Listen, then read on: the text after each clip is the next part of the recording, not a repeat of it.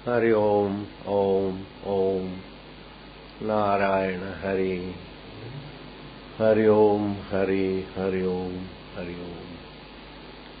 नाम जपत मंगल दिशा दशों।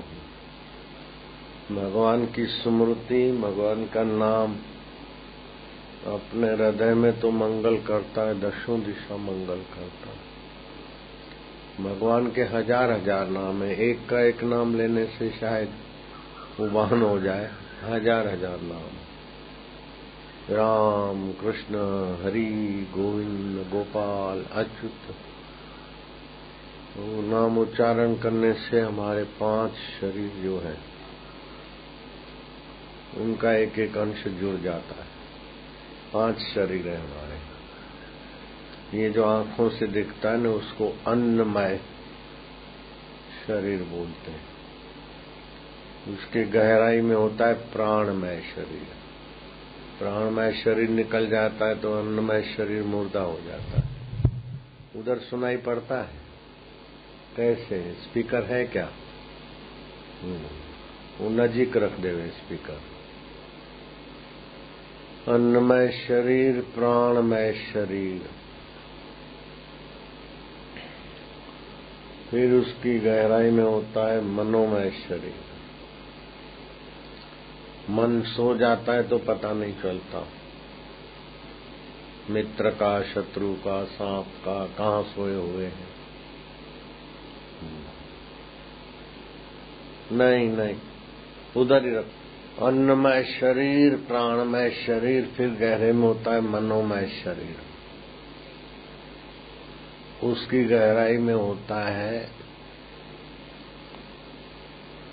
5 ज्ञान इंद्रिया और बुद्धि, उसको विज्ञानमय शरीर बोलते हैं।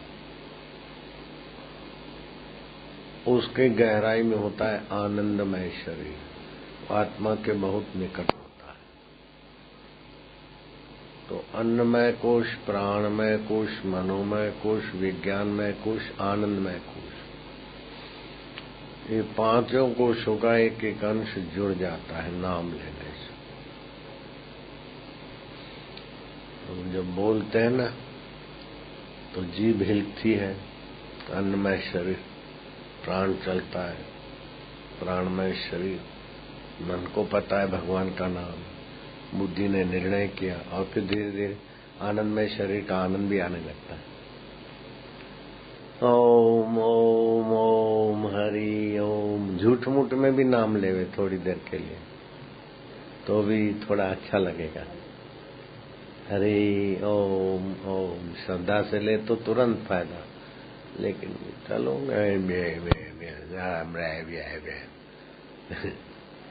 ऐसे करके भी किसी का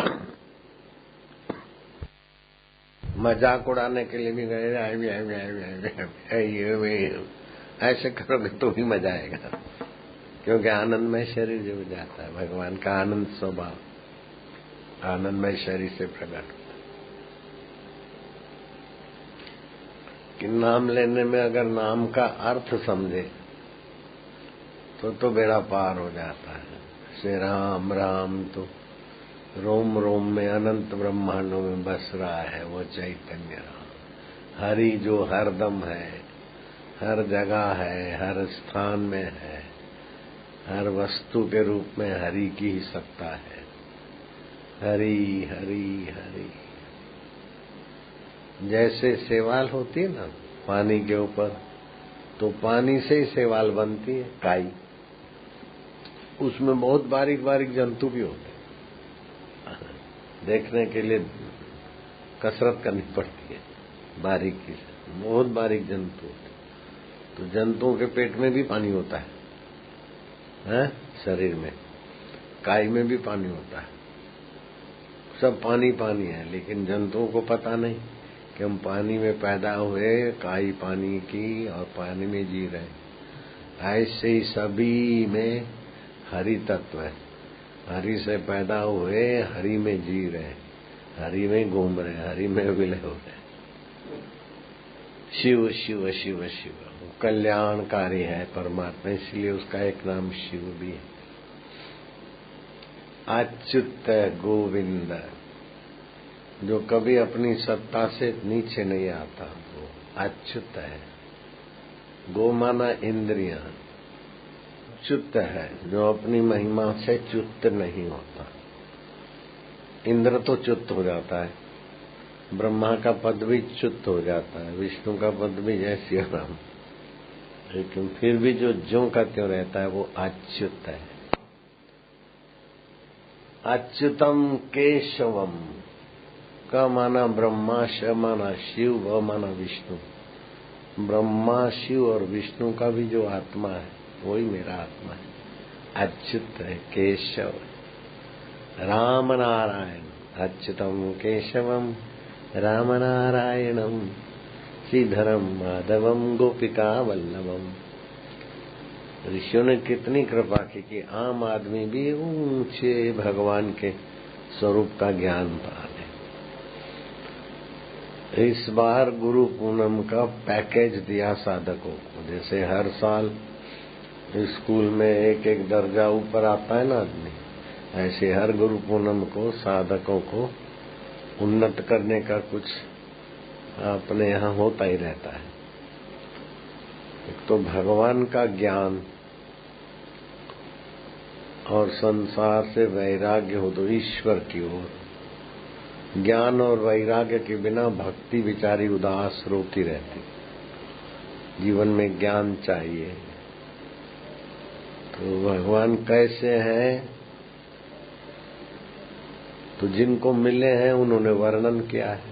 ब्रह्मा जी ने वर्णन किया है, प्रहलाद ने वर्णन किया है, नारद जी ने वर्णन किया है, दूसरे जो हैं जिनको भी मिले।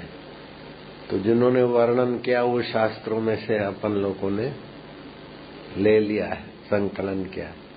सारे का सारा तो नहीं कर पाए, लेकिन जितना भी कर पाए। नारायण स्तुति पुस्तक है आश्रम की, है ना, पता है? वो नारायण स्तुति पढ़ा करो। तो एक तो भगवान के नाम लो, दूसरा नारायण स्तुति, भगवान ऐसे हैं। तो फिर आपको भगवान के लिए ज्यादा मेहनत नहीं करनी पड़ेगी।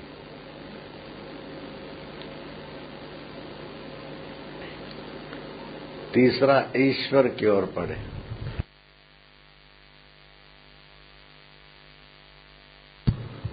भगवान का ज्ञान पाले और संसार के जो विकार गिराते हैं उससे बचने वाला वैराग्य जगा दे।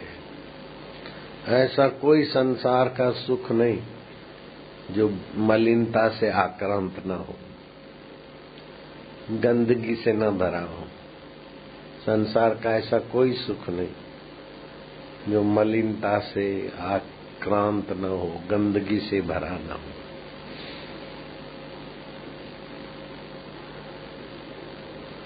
मुसीबत से भरा न हो। जैसे गटर के कीड़े गटर में मजा लेते, क्या है? विष्ठा के कृमि विष्ठा में बड़ा सुख महसूस करते, क्या है? गुब्बारा, मूंड, ये जो जीव जंतु है क्या है? पक्षी जो जीव जंतुओं को खाते हैं तो क्या है? मनुष्य जो स्त्री पुरुष का विकारी भोग भोगता है तो मलिनता से के सिवाय क्या भरा है?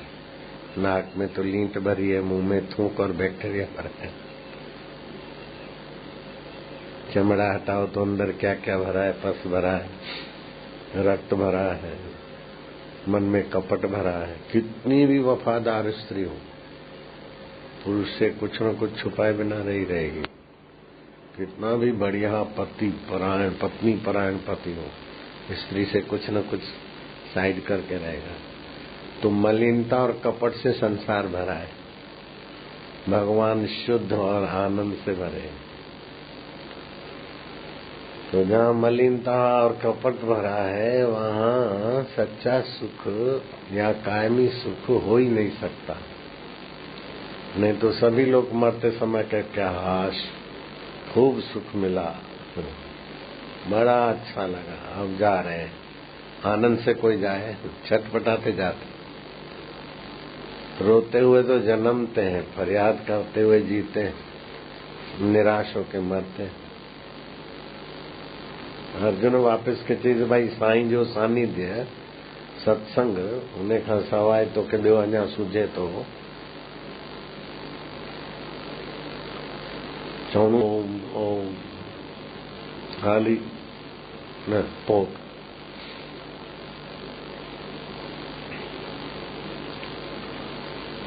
नाम जपत मंगल दिशा दसों।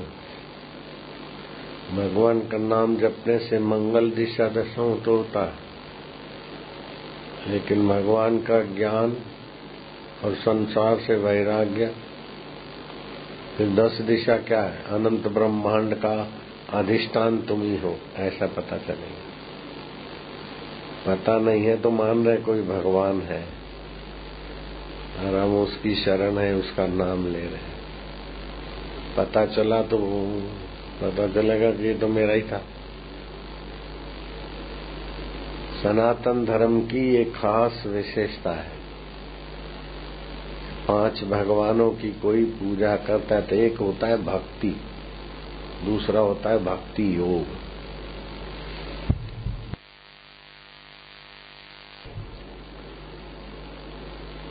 किसी भगवान को मानकर भक्ति करते हैं और ये हो जाए सुखी रहे, ये है भक्ति। और भगवान आनंद स्वरूप है। भगवान की भक्ति करके भगवान से ये मांगा ये मांगे, क्या है? मांगी हुई चीज। भगवान से हम मांगते तो भगवान से बड़ी चीज हो गई। भगवान अच्छे नहीं लगते, मांगी हुई चीज अच्छी लगती। बोंदू समझ रहे? भगवान से मांग रहे हैं कुछ तो भगवान उतने अच्छे नहीं है जितना अपनी वासना अच्छी है वापिस में। तो भगवान से जब मांगने की भावना है तो है भक्ति। अरे भगवान स्वयं पूर्ण है, उनसे मांगकर क्यों भिखारी बने? भगवान तो भगवान है, हमारे आत्मरूप। भिखमंगे क्यों होना? तो हो जाएगा भक्ति योग। वो भक्ति योग पराभक्ति में ले जाएगा। मद भक्ति लभते पराम। तो पहले वैदिक भक्ति होती है, वैदिक कुल परंपरा के अनुसार। सिंधी झूलेलाल झूलेलाल बोलेगा, मारवाड़ी सांवलिया सेठ बोलेगा, मुसलमान अल्लाह अकबर बोलेगा बच्चा, गायत्री वाला भूलभुओ बोलेगा। ये वैदिक भक्ति है, कुल परंपरा से। फिर किसी में कुछ सत्संग सुन के गुण प्रभाव जानेंगे तो हो जाएगा गौणी भक्ति। फिर उस इष्ट में अनुराग हो जाएगा, अनुरागा भक्ति। तब तक तो भक्ति है, फिर अनुरागा भक्ति में मांगेगा तो फिर मांग कम हो जाती, तो हो जाएगा भक्ति योग, पराभक्ति।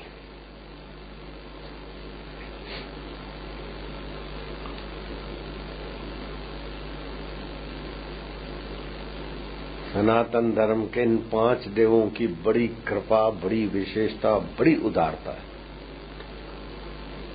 एक तो शिव जी, दूसरे विष्णु के अवतार, तीसरा गणेश जी, चौथा सूर्यदेव और पंचमा आद्य शक्ति देवी। फिर उसमें दुर्गा बुर्गा जो भी गिनना हो, काली वाली 9 दुर्गा ही हो। इनकी आप भक्ति करते हो, ध्यान देना। हाँ, देवताओं की भक्ति में और भगवान की भक्ति में क्या फर्क है? देवताओं की भक्ति करोगे तो आपको मन चाहा दे देंगे। जैसे पशु आपके भगत है तो आप मन चाहा खुराक दे देते, लेकिन पशु आपके अंदर में घोड़ा, हाथी, गाय, बैल। तो देवताओं की भक्ति वाले देवताओं के पशु रहते, देवता उनको अपने प्रभाव से कहीं बाहर न चला जाए, यही बना रहे। और सनातन धर्म के भगवान और सनातन धर्म के ज्ञान को पाए हुए ब्रह्मज्ञानी गुरु, इनकी उदारता बेमाप है। वो आपको अंडर में बनाए रखना नहीं चाहते।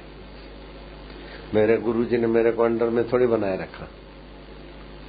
मैं तो गुरुजी के शरण में था, लेकिन गुरुजी ने शरण में थोड़ी रहने दिया। गुरु ने गुरु बना दिया तो सदा मेरी पूजा करता रहे, मेरा ध्यान करता रहे, ऐसा थोड़ी गुरुजी ने रास्ता दिखाया। तू वही है, सिर पे गीता रख के बोले तू वही है, वही है, वही है। जब तक जगे नहीं तब तक गुरुजी डंडा लेके पीछे पड़े थे। कृपा का डंडा था वो डंडा तो भागशाली को मिले। हे हरि, हे गुरु, तो जब तक मांगने वाली भक्ति होती है तब तक तो भगवान की भक्ति करते रहते। जब हम मांगना छोड़ देते तो भगवान ब्रह्मज्ञानी गुरु तक पहुंचा देते हैं। ये कितनी दया है। अब इसको चाहिए नहीं तो फिर हमारा पशु क्यों बने? देवता का पशु तो नहीं बने, लेकिन हमारा भी पशु क्यों बने? हमारी पूजा, हमारी खुशामद करता रहे। ये जो है वो उसको मिल जाए लाभ। तो ये उदार देवता और उदार ब्रह्मवेता, तो ये भगवान हमको गुरु तक पहुंचा देते। तो इष्ट देव से मांगने वाली भक्ति छूट जाती है तो इष्ट देव गुरु से मिला देता है। तो अब इष्ट देव तो अकेले थे, तब तुम जो भी मंगल कर सकते थे, लेकिन गुरुदेव इष्ट देव मिल गए तो 11 हो गए। एक और एक दो नहीं, 11 गुनी शक्ति हो गई हमारे कल्याण की। गुरु ने इष्ट से मिला दिया, इष्ट ने गुरु से मिला दिया, तो वो कृपा 11 गुनी हो गई। जैसे हम अंधेरे में घूम रहे थे और किसी को पुकार रहे थे, तो दयालु पुरुष ने जब भी हमको जरूरत पड़ी तो रोशनी दी। अब वो दयालु पुरुष से और कोई हम चिपकने वाली चीज नहीं लिया, भाई तुम ये दे दो, वे दे दो। दयालु पुरुष को दया आ गई कि इसको सदा रोशनी मिले, मेरी बैटरी की भी क्या जाए। तो अंधेरे में से निकाल के जब सूरज के पास ले आया वो दयालु पुरुष, तब उसकी बैटरी की रोशनी सूरज में तिरोधायित हो गई कि नहीं हो गई? दिया कहो, बैटरी कहो, फानस कहो, सूरज के पास ले आया तो बैटरी का प्रकाश सूरज में तिरोधायित। ऐसे ही इष्ट देव गुरु के पास पहुंचा दिया तो इष्ट देव की कृपा गुरुदेव की कृपा में तिरोधायित हो गई।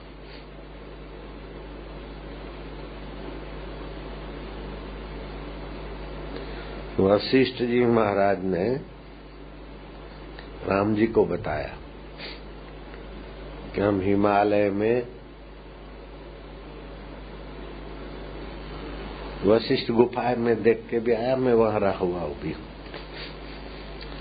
ऋषिकेश से 22 किलोमीटर ऊपर। एक दिन भगवान शिव पार्वती आ रहे थे और शिव पार्वती आ रहे थे तो हमने मन ही मन उनका पूजन किया अर्घ्यपाद से। फिर आए तो अर्घ्यपाद आचमन देके उनका सत्कार किया। तो वशिष्ठ राम जी, शिव जी ने पूछा कि मुनीश्वर तुम्हारी तपस्या तो ठीक चल रही ना? गंगा जी शीतल जल तो देती है, यक्ष गंधर्व किन्नर कुबेर के अनुचर आपको विघ्न तो नहीं डालते ना? एक बार भी शिव कहने से अशिव चला जाता है। महादेव सब कुशल है, लेकिन एक मेरा निवेदन है कि माँ पार्वती अरुंधति के साथ सत्संग करें, तो मैं कुछ गूढ़ प्रश्न पूछना चाहता हूँ। अब शिव जी बोले अरुंधति को, वशिष्ठ बोले उसके पहले ही वो दोनों चलने लगी। साध्वी थी, संकेत से चल पड़े। शिव जी ने कहा प्रभु ऐसा कौन सा देव है जिसकी उपासना सुगमता से हो और कलयुग में अति शीघ्र प्रसन्न हो? ऐसा कौन सा देव है जो वास्तविक सर्वोपरि देव हो? ऐसा कौन सा भगवान है जो सुलभ भी और सबसे श्रेष्ठ हो? वास्तविक देव, वास्तविक भगवान, वो आप ही बता सकते, दूसरे से क्या पूछूंगा। तो शिव जी बड़े प्रसन्न हुए कि 33 करोड़ देवता भी वास्तव में देव नहीं है, वो भी आत्मदेव से देव बने हैं। और वरुण देव भी वास्तव में देव नहीं है, वो भी आत्मा के कारण वरुण देव है। आत्मा नहीं हो तो काहे के वरुण देव होते। कुबेर देव भी वास्तव में देव नहीं है। इंद्रदेव भी वास्तविक में देव नहीं है। ब्रह्मा जी भी वास्तविक देव नहीं है। विष्णु भी वास्तविक देव नहीं है। और मैं शिव जी भी वास्तविक देव नहीं हूँ। कितनी सच्चाई और कितनी उदारता है हमारे भगवानों में, कितनी महानता है। और वो छुपा के बात नहीं रखी, मेरे तक आई और आप तक आ गई। ये कैसे देवता है? मैं वास्तविक देव नहीं हूँ, वो एकदम प्रचारित कर दिया। ये कितनी उनकी वास्तविकता है। बाकी तो बोलेंगे मेरे को नहीं मानोगे तो दोजख में पड़ोगे, मुझे मानोगे तो विष मिलेगा, मेरा कहना मानोगे तो ये होगा, नहीं तो ये हो जाएगा, वो हो जाएगा। ये सब डरा डरा के पशु बना के रखने वाले लोग हैं। बोलते हैं देवता का पशु है, देवताओं का पशु। कोई किसी का पशु, कोई किसी का पशु। पशु मतलब काम आने वाला, पाला हुआ बंदर, मालिक के कहने में चले बस। गुरुजी के कहने में चलने से फायदा तो होता है, लेकिन गुरुजी सारी जिंदगी कहने में चले रहो ऐसा नहीं चाहते। अच्छा तो कहना गुरुजी का टाल दो, नहीं। विकारों के कहने में हो तो हटो, फिर मेरे कहने में चलो। जब विकारों से पार हो गए, कपट, बेईमानी, स्वार्थ से पार हो गए, तो मेरे कहने में क्या चलो? जो मैं हूँ वही खजाना पालो बस। ये उनकी उदारता होती, भगवान की और गुरुओं की। तो हे वशिष्ठ जी, वास्तविक में देव वो परमात्मा देव है, अंतर्यामी। 16 निमेष मतलब 16 सेकंड, उस देव में स्थित होने से जग दान करने का फल होता है। 17 निमेष, एक घड़ी उस देव में शांत होने से वाजपेयी यज्ञ का फल होता है। एक मुहूर्त, 4 घड़ी राजसु यज्ञ का फल होता है। एक पहर उस आत्मदेव में विश्रांति पाने वाले को अश्वमेघ यज्ञ का फल होता है।